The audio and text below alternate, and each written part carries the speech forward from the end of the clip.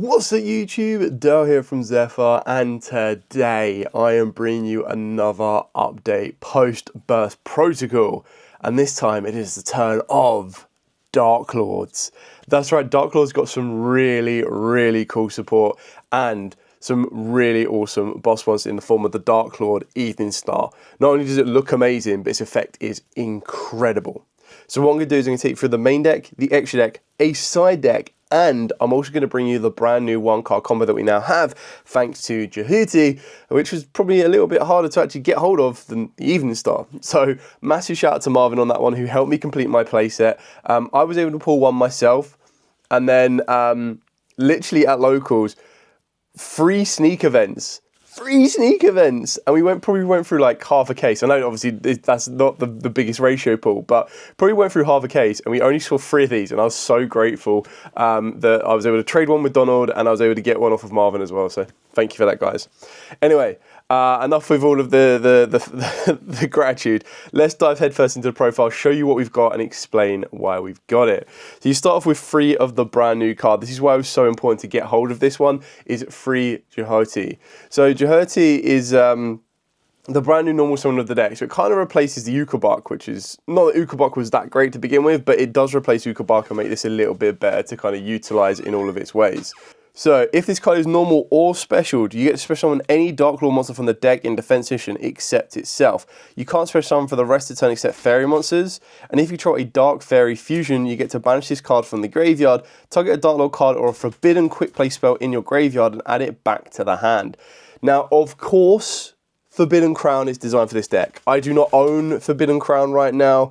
Forbidden Crown was a little bit too expensive pre-releases, but then also because of the YCS 300, the prices are a little bit higher than I would kind of expect them to be. So I'm quite happy to wait a little bit for them to come down, and then from that point I'll be able to pick up Forbidden Crown. I still feel that Forbidden Droplet is just as good in this deck, but of course if you do have access to Crown, you can add it in very easily. Moving on to the second of the brand new cards, we're going to be playing 3 Darklord Golgots. Now, what makes this card so incredibly good is you can only special summon it once per turn, but if it is special summoned, you get to special summon 2 Darklord tokens, Fairies, Darks, level 6s. But you cannot special summon for the rest of the turn except Fairies, which again is absolutely fine. That's what we're going to be doing with this deck anyway, is Fairy locking ourselves. And if it's sent to the graveyard by any means, discarded, sent off a Droplet, you name it, you get to add a Darklord card except itself or a Forbidden Quick Play from the deck to the hand. So you can kind of see how your Golgot gets you your cards, and then your Yugioh can recycle your cards. Going back to the old school Darklords, we are on 3 Darklord Yugioh. Now, this might be a little bit dated in the sense that we may have evolved past needing to play 3 Yugioh. You'll see that we're not playing like Suburbia, we're not playing any of the older kind of cards outside of, you know, Amdusk, Teskalapoka and Naston, and I'll talk about those in a minute. But I still like this idea that you can discard this card and a Darklord card, draw 2 cards, and then during either player's turn, you pay 1,000 life points, target a Darklord spell or trap in the graveyard, and then apply that card's effect by shuffling it back into the deck.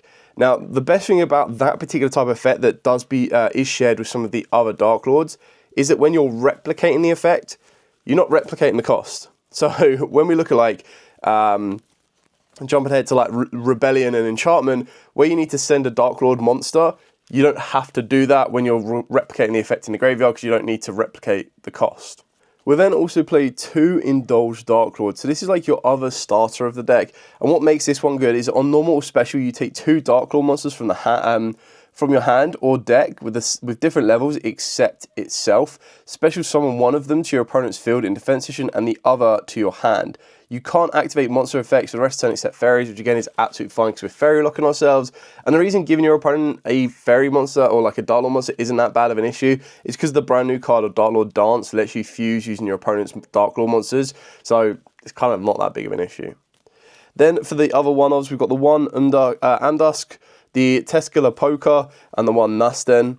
So this one lets you discard it and a Darklord card to target a Darklord card in the graveyard and add it back to the hand. The other benefit is remember that these are all different levels. So this is where the ability of the Indulged Darklord can be quite effective for you. This one also lets you duplicate during your player's turn by paying 1,000 life points, a Darklord spell or trap and recycle it. The Teskalapoka If a Darklord monster you control would be destroyed by battle or card effect, you discard this card instead. And then again, replicate a Darklord spell or trap in the graveyard for the cost of 1,000 life points. Nasten is you discard 2 other Darklord cards to special on this card from the hand, and then during either player's turn, again, replicate a Darklord spell or trap in the graveyard. Now, Nasten is probably one of the questionable ones. You don't like have to play it. You also don't need to be relying on free Yugioh. This card, this day is currently 42 cards. If you wanted to cut it back down to 40, you could look at maybe minimizing by getting rid of a Nasten, maybe minimize by getting rid of an Yugioh, but the overall lineup I'm kind of happy with. And then the final Darklord monster is probably like the best looking Darklord monster in the entire game, but it does have competition from Evening Star now, in my opinion, and that is the Darklord Morning Star. Just looks absolutely incredible. So, cannot be special summoned, and if this card is tribute summoned, you get to special summon a Darklord monster from the hand and or deck, up to the number of effect monsters your opponent controls. While you control another Darklord monster, your opponent cannot target this card with card effects, and once per turn you get to send this card from the top of the deck to the graveyard, equal to the number of Darklord monsters on the field, and if you do, you gain 500 life points for each card sent. Now, the reason we're playing this is because we need to utilize it in order. It is kind of like an annoying brick to work our way in to get the best effects out of the first of the Darklord. But there are times where you can actually just summon it. And I actually don't mind summoning it out Morningstar. I just think it looks incredible. But it's one of the ones that you can't really afford to cut. But you can't also, like, you don't really want to be leaning into it. It's not a card you always want to see, basically. Moving on to the Darklord spells, we've got 3 banishment. So you add a Darklord card from the deck to the hand. You can only activate 1 banishment per turn. Now, this is also very important in regards to the replicating of the effects in the graveyard. Because you're technically not activating the card again, it means you can activate a banishment and then you can utilize a Darklord monster's effect in the field to replicate the effect. Because you're not activating another banishment, you're just applying its effect. So, very important to do that. Then we've got the 1 contact, basically your monster reborn, target a Darklord in the grave and then special summon it. And then the Darklord Dance. Like, this card's insane. So you get to fusion summon a Dark Fairy fusion monster from the extra deck by banishing monsters from the hand, field, and or graveyard as material. Monster special summoned by this effect gains 1,000 attack. If summoning a Darklord fusion monster this way, you can also use a Darklord monster your opponent controls as material. Now, the best thing about this, again, is you can replicate it. It's a Darklord spell in the graveyard. So that's how you can work your way into Evening Star. Evening Star can set 2, and then you can also utilize the dance in the graveyard to replicate and then work you into the first of the Darklord, and then the first of the Darklord will give you a field wipe, well, one-sided field wipe on your opponent, which is why you need to play Morning Star. Moving on to the trap cards of choice, I decided to go with the 1 Rebellion. Again, like, artwork on this is incredible. You got like, I don't think this guy actually has an official name in the TCG, but this is like, I call him the solemn guy because he's the guy that's always on solemn strikes, judgments, and everything else in between. Then, of course, you have Morning Star, and it just looks so good. So you've got 1 Rebellion and 1 Enchantment. This also doesn't look too bad either. So this one, send a Darklord monster from the hand or face-up field to the grave, destroy a card on the field non-target. Again, if you are replicating this in the graveyard, you don't need to send. And then you also don't need to, because you can only activate it once per turn, you're not activating it, you're just applying the effect.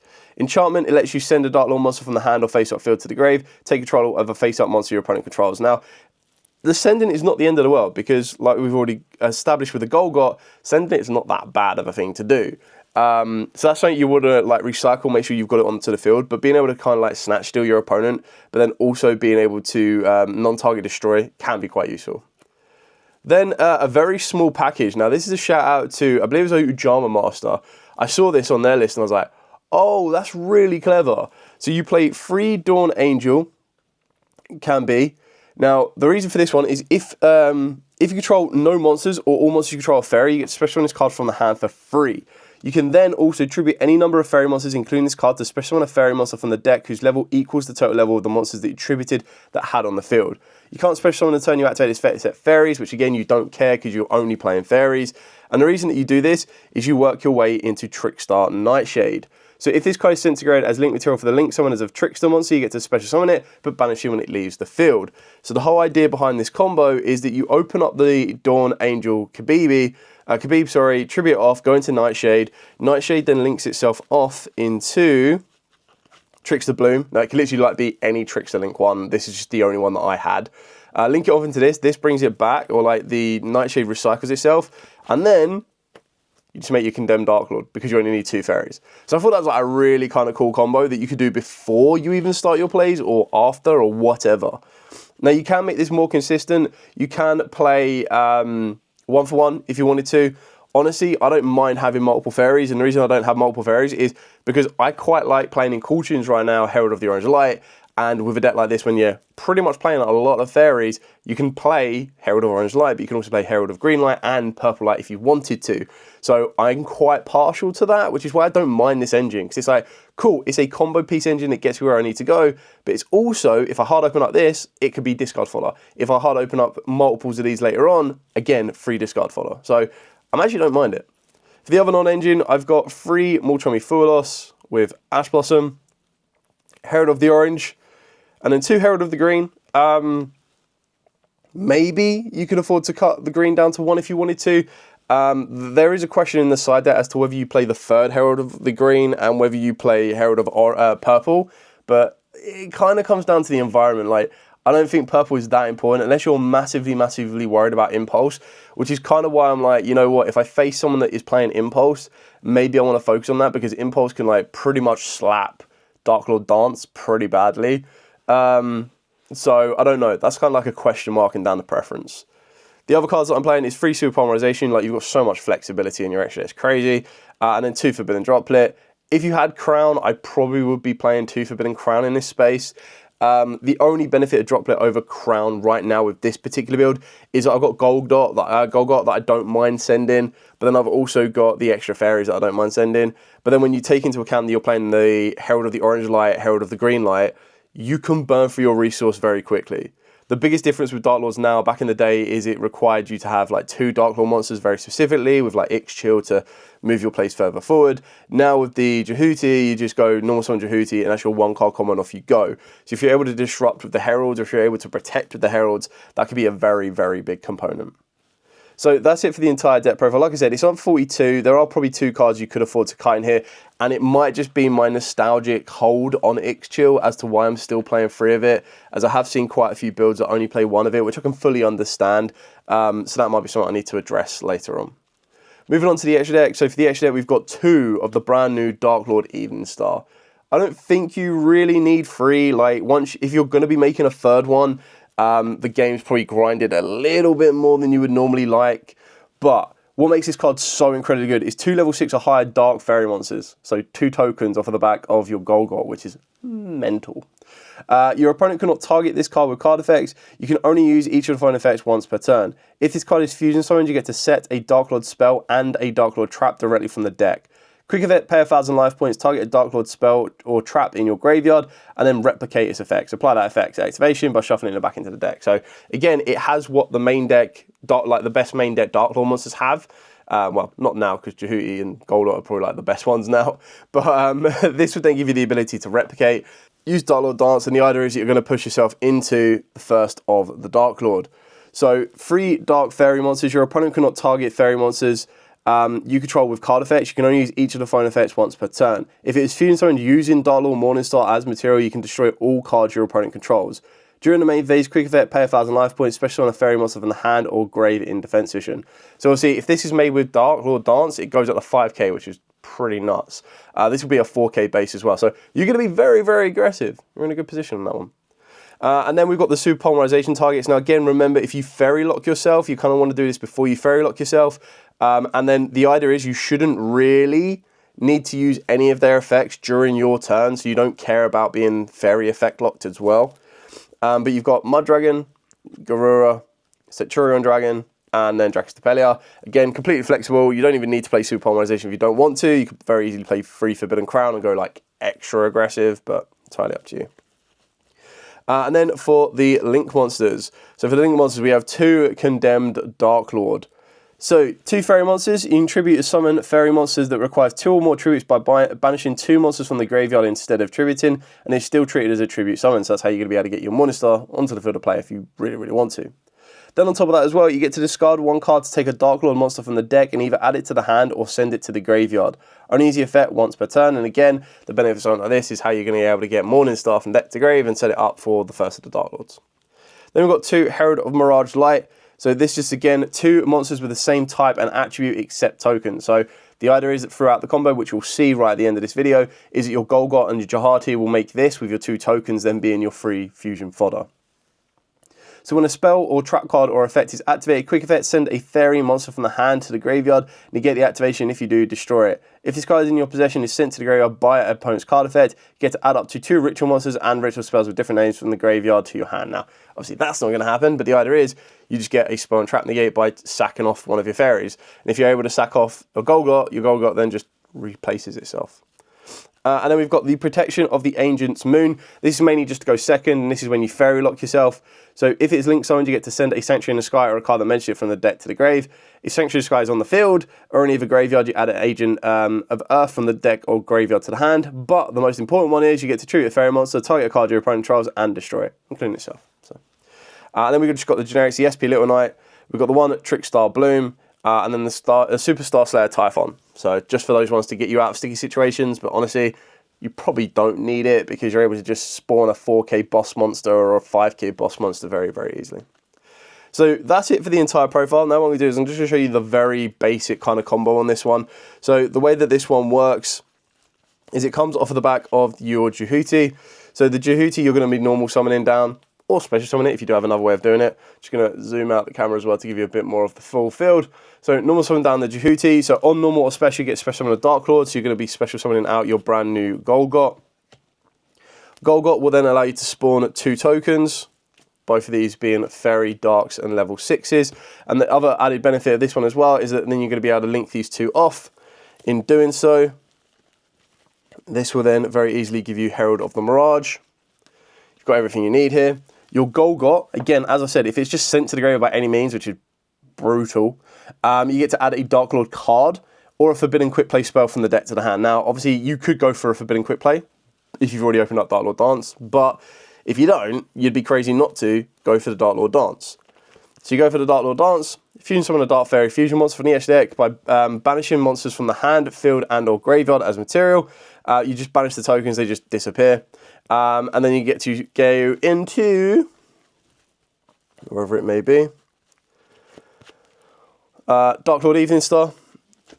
Evening Star effect then triggers to let you set to. So you'd go for your Searcher in the form of, we're going to set the Rebellion and then Searcher in the form of the Banishment. You can very easily go for Contact if you want to, but we're able to search out quite easily off of the back of the Banishment as well. It lets you just add any Darklord cards. So if you want to be more and more and more defensive, you just go for the trap cards as well. Remember, you've also got the Jehuti's Graveyard effect, that if you control a Dark Fairy fusion monster, which we now do, banish it from the graveyard, target a Darklord card or a Forbidden Quick Play spell in the grave and add it to the hand. So the reason you're going to do that is by doing this, you add the Golgot back to the hand, you've now got the guarantee to send a Darklord monster from the hand or face up the field. So then this will then be sent, and then this then grabs you a Darklord card. So you're getting follow-up for the next turn, which is pretty nutty. So we'll set the Rebellion. You've also got the guaranteed send as well off the back of the Herald of the Mirage Light.